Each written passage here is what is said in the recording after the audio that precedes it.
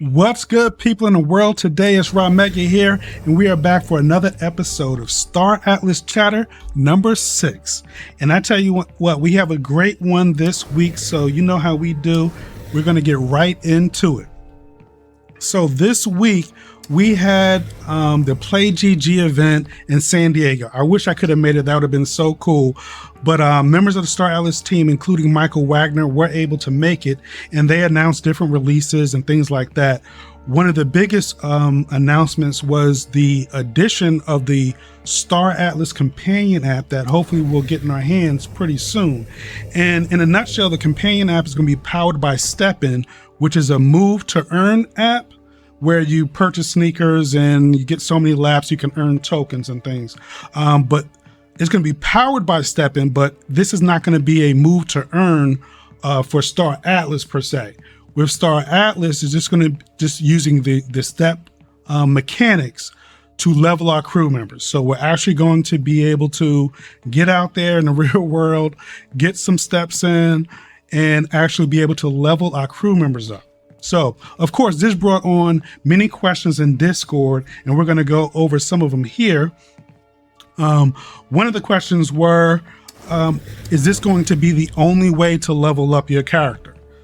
So this is not the case. You can use this as an addition. So if you don't want to get out there and move, you want to stay on the couch or you know, at your laptop playing the game, you can just play the game and still level your character up just fine without having to move. Also, initially, Michael talks about that the first profession is going to be racing. So we'll be able to max out the level cap for our crew members in the racing profession. But of course, down the line, they're going to be offering more professions for us to add and get our crew members proficient at. Crew bonuses. Will crew members have bonuses in Rec? And Shula jumps in, no, crew members will not have any kind of bonuses on Rec. Already mentioned career paths. Next we have, and this is very, very interesting. So I have here titled Rec, where should your focus be? We had in the economics channel, Chris just goes plumb full. Okay, so again, Michael's out of the office at Play GG in San Diego. So Chris takes it upon himself to just blow up the spot with his own alpha drop, and it is a treat. So I'm going to read for you here. Since Michael is out of the office and can't stop me, I'm going to drop some alpha on Rec Economics. The plan, at least for now, is to ease us into the Sage economy by making production and thus burn of R4 low compared to score. The idea being we don't have to throw the score economy out of whack because Sage production of R4 is so huge. Score economy is totally disjointed from Sage economy.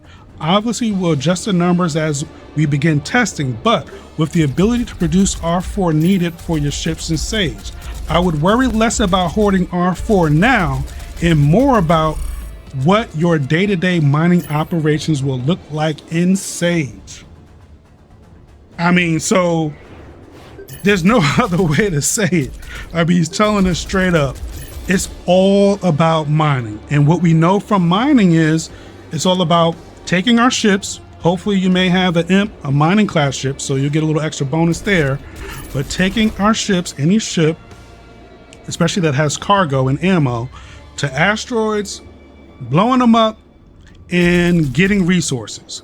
And they also dropped, I think it was yesterday in the Discord, I want to say it was in their media section, or no, it was in sneak peeks, where a short video that goes over mining, crafting, and you can kind of see the player in there, going to observe and hitting mining and checking out his inventory and inserting his crew and things like that. So it's a very short video. It was actually the video that they played at Play GG. So I was so glad that they put it up so everybody can blow it up on their big screen and take a look at it.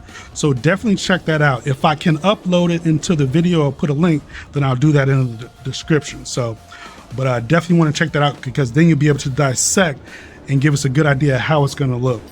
Now, to be fair, it's just a work in progress. They just threw it up there to have something for Play GG, so I'm sure some things are going to change, and there's a lot of placeholders in there, but still, it's a very good look, so definitely want to check that out. So next, let's move on. Cargo space, if it fits, it ships.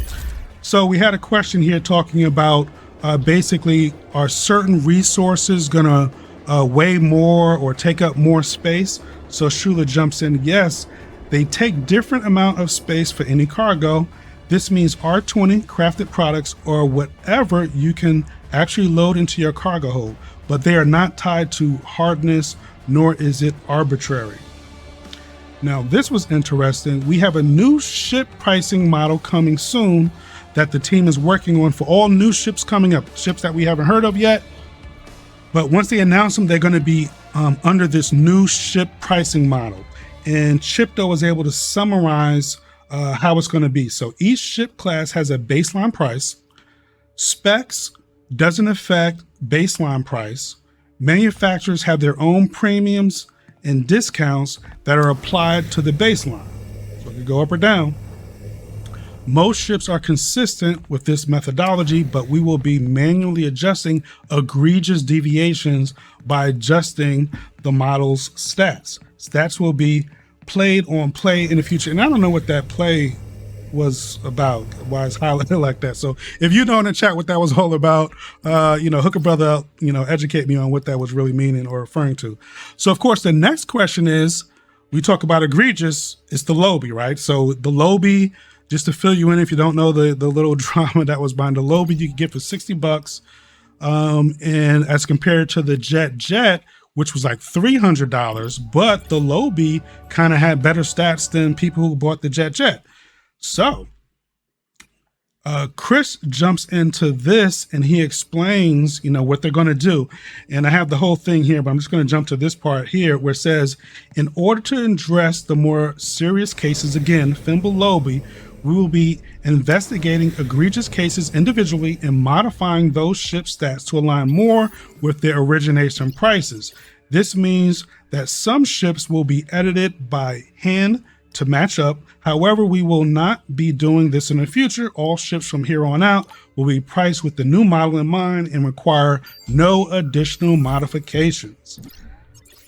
So basically, how do you feel about that? Because I remember when the new V2 stats came out, there was a lot of chatter about, I think some people were just buying up and loading up on the Lobby because it was just a great deal. But if you did that, now it looks like it's going to get nerfed back down to the $60 price line, so I don't know, because that's kind of messed up for the people that kind of took Star Atlas at their word and loaded up to get ready for, Rec and Sage. And, so I don't know. I have the original Lobby from, spent over almost 500 days or 480 days. So I guess I bought it at the origination price of $60. So I just have one. I didn't load up when the V2 stats came out. But I tell you what, that was pretty much the bulk of the alpha that we got. It was a little spicy here, so I look forward to your thoughts. Thanks for joining me this week, and I will see you next time. Rob Beggar out. Float the buoy.